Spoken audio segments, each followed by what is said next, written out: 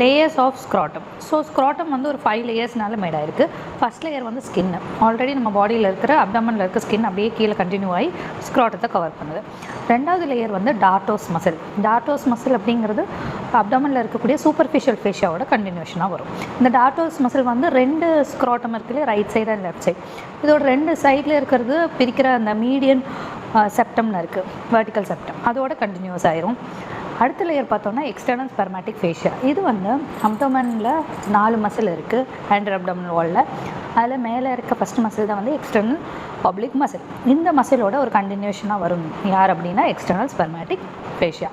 Next layer வந்து கிரிமாஸ்டிக். கிரிமாஸ்டிக் அப்படின்னாவே hang அப்படின்னு அர்த்தம் க்ரீக் வேர்டில். இது வந்து இன்டர்னல் ஆப்ளிக். எக்ஸ்டர்னல் ஆப்ளிக் எடுத்து பார்த்தோன்னா அடுத்த இருக்க மசில் வந்து இன்டர்னல் ஆப்ளிக்.